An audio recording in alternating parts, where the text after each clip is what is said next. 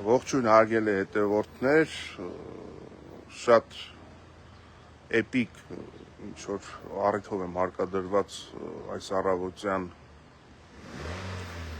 մտնել ուղիղ եթեր, անցած տարվա ամռանը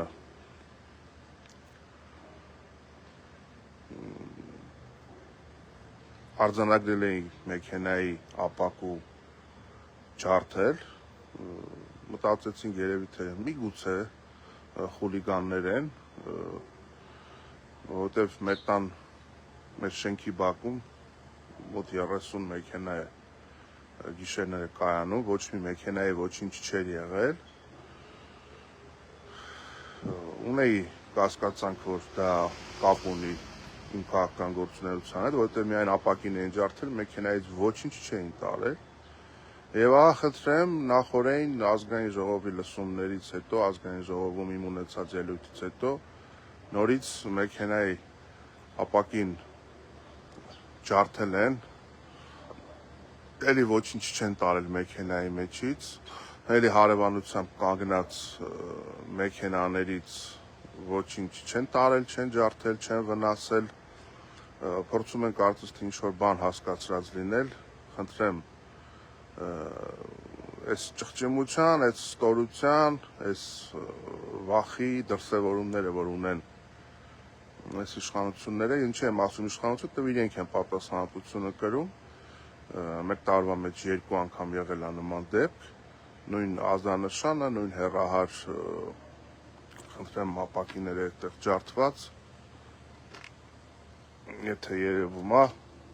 սա էլ մեքենայի մեջ, խնդրեմ այս վիճակը, այս իշխանությունների ցինիկ ճղճիմ գործելավոճն է, կարծում են թե դրա տենց նման բաներով ինչ-որ մարդկանց գործունեություն հնարավոր է կասեցնել, ամոթ է, վերջացրեք այս ամեն ինչը, դրանով ոչ մի բան դուք ինձ չեք կարող ասել, մեքենայի ապակի ջարդելը շատ ստոր խուլիգանական էժանագին ճղճիմ քայլ է, մարդկանց ահաբեկելու բնակելի շենքերի բակում, նշեմ նաև, որ երբեմն ուշ ժամի վերջացնելու պատճառով մեքենայի վարորդը չի լինում ինձ հետ, սա մեր խմբակցության մեքենան է և պիտի ասեմ, որ առաջին դեպքը չի, մեկ տարի առաջ նույնպես եղել է նման բան, այն ժամանակ կասկածանքով ենք վերաբերել արդյոք սա քաղաքական է կամ արդյոք սա ինչ-որ բան նկատի ունեն, որովհետև ոչ մեկի հետ ոչ մի անձնական թշնամանք ես չունեմ, ոչ մեկի հետ ոչ մի միջանձնային չկարգավորված հարաբերություն չունեմ, բայց երբ որ արդեն նույն բանը տեղի ունենում երկրորդ անգամ, այլ բան,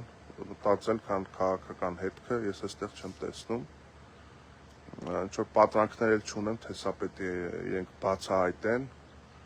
ինչքան Ստեփանյան Գևորգի մեքենայի հրկիզումը բացահայտեցին պատվիրատուների մասով, այնքան էլ սա կբացահայտեն և ինձ առավոտյան արթնացրել են պատահական այստեղով անցնող համայնքային ոստիկանները և ցուցադրել են, թե ինչ է տեղի ունենում, խնդրեմ մեքենայի ապակի են ջարդում, փորձում են իբրև թե վախի մթնոլորտը շարունակել, տարածել, մենք անսասան ենք, մենք աներեր ենք մեր ընթացքի մեջ և պիտի ասեմ, որ սա ոչինչ չի նշանակում, ուղղակի հարկադրված եմ հանրությանը տեղեկացնել, որ նաև նմանօրինակ դրսևորումներ է կրում ռեժիմի վախերի արտահայտումը, հիմա ոստիկանները այստեղ են և հրավիրում են ոստիկանություն դեպքի հետ կապված ինչ-որ փաստաթղթային գործընթացներ իրականացնելու, էլի եմ կրկնում ուշ միացածների համար, սա արդեն երկրորդ դեպքն է, ակնհայտ կա քաղաքական միտում, երևի թե նախորդ իմ խոսքը ազգային ժողովում չեն մարսել եւ փորձում են իբրև թե իրենց պատկերացումներով ինձ զսպել կամ վախեցնել, չի ստացվելու տիկնայք եւ պարոնայք, այնպես որ իշխանությունների դեմ պայքարը շարունակվում է, բոլորիդ լավ օր, թող բոլորի մեքենաները լինեն անվնաս, այնպես որ սիրելի հայրենակիցներ, հարգելի հետևորդներ, մենք